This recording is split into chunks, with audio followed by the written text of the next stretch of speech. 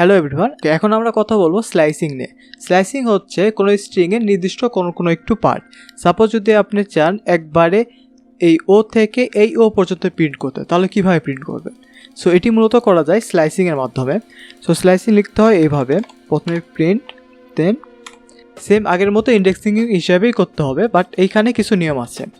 যেমন প্রথমে হচ্ছে আপনি কোথা থেকে কোথায় যেতে যাচ্ছেন। সাপোজ এখানে আমি যেতে যাচ্ছি 1 নম্বর পজিশন থেকে। সো প্রথমে আমরা 1 দিলাম, দেন এইখানে কোলন, দেন আমরা যেতে চাই এই পর্যন্ত। সো এখানে হচ্ছে 0 1 2 3, সো 3 নাম্বার পর্যন্ত। এখন যদি আমরা এখানে রান করি তাহলে দেখুন ও এই প্রিন্ট করতেছে। এর কারণ হচ্ছে আমরা যেখান থেকে শুরু করতেছি সেটি হচ্ছে ইনক্লুডেড, বাট শেষটি হচ্ছে এক্সক্লুডেড।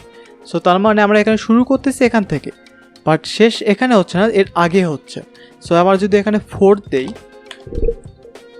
এখন যদি রান করি তাহলে দেখুন ও এইসও প্রিন্ট করতেছে। সো মনে রাখবেন প্রথম যেটি ভ্যালু হচ্ছে সেটি হচ্ছে ইনক্লুডেড এবং লাস্টের ভ্যালুটি এক্সক্লুডেড। ওকে, স্লাইসিংয়ে এখানে আরও কিছু নিয়ম আছে। সাপোজ আমি যদি এখানে এই কাজটি করি, প্রথমে একটা কোটেশন, তারপর যদি আমি এখানে 4 দেই তাহলে কি প্রিন্ট করবে? প্রিন্ট করে দেখি, প্রিন্ট করে দেখুন MOHO দেখাচ্ছে। সো এখানে প্রথম যে স্টার্টিং সেটা আমরা দিলাম না, যেহেতু দিলাম না সো পাইথন এখানে 0 থেকে ধরে নেবে। এখানে প্রথমটা 0, তারপর 1, তারপর 2, তারপর 3। যেহেতু লাস্টেরটা এক্সক্লুডেড সো এখানে 4 প্রিন্ট করবে না, তার আগ পর্যন্ত প্রিন্ট করবে। 0 1 2 3 4, এই টি এর বদলে এর আগ পর্যন্ত প্রিন্ট করবে। সো এখানে দেখতে পাচ্ছেন MOHO প্রিন্ট করেছে। এখন আমরা চাইলে লাস্ট পার্টটি বা এন্ড পার্টটিও অফ রাখতে পারি। যেমন যদি আমরা এই কাজ করি, প্রথমে 0 থেকে এই পর্যন্ত এইভাবে প্রিন্ট যদি করি তাহলে দেখুন এটি মূলত প্রথম 0 থেকে লাস্ট পর্যন্ত প্রিন্ট করবে। সো এন্ডে যদি আমরা ফাঁকা রাখি, এটা হচ্ছে স্টার্টিং পজিশন, এটি হচ্ছে এন্ডিং পজিশন। সো এন্ডিংয়ে যদি আমরা ফাঁকা রাখি তাহলে 0 থেকে লাস্ট পর্যন্ত প্রিন্ট করবে। প্রথমটি ফাঁকা রাখলে 0 থেকে শুরু করবে, আর লাস্টটি ফাঁকা রাখলে এখানে লাস্ট পর্যন্ত প্রিন্ট করবে। ওকে, এখন আমরা দেখব কিভাবে স্ট্রিংকে রিভার্সভাবে প্রিন্ট করতে হয়। সো রিভার্সভাবে প্রিন্ট করার জন্য এখানে একটি নিয়ম আছে। এখানে আমাদের প্রথমে স্টার্টিং পজিশন দিতে হবে, তারপর এন্ডিং পজিশন।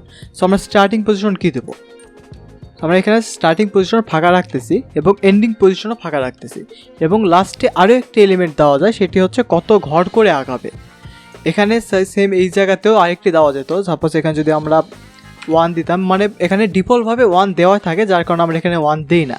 বাট যদি আমরা এখানে 2 দেই, এই লাইনগুলো কমেন্ট করে দিই, জাস্ট এইখানে যদি আমি আপনাদের দেখাই যে যদি 2 দেই, সরি আগে যদি 1 দিয়ে দেখি, 1 দিয়ে কি আসে দেখুন OHO দেখাচ্ছে, বাট এখানে 0 দিয়ে আগে MOHO প্রিন্ট করতেছে। সো এখানে 0 থেকে 0 1 2 3 এই 4টা প্রিন্ট করতেছে। এখন যদি আমরা এখানে 2 দেই তাহলে কি প্রিন্ট করবে? সো দেখুন এখানে আমাদের MH দেখাচ্ছে। এখানে প্রথমে স্টার্টিং পজিশন M, এরপর আমরা বলেছি 2 ঘর পর। সো এখানে M, তারপর 1 ঘর O, তারপরে ঘর হচ্ছে H। সো এখানে আমাদের H প্রিন্ট করলো। এখন এরপরে আমাদের বলেছে আরও 2 ঘর পর। সো এরপরে যদি আমরা এখানে O যাই, সো এরপর তো আমরা যেতে পারতেছি না, কারণ আমাদের লাস্ট ভ্যালুটা এক্সক্লুডেড। সো এই কারণে আমাদের প্রথম এই 4টুকুর মধ্যে এই জাস্ট MHটি প্রিন্ট করতেছে।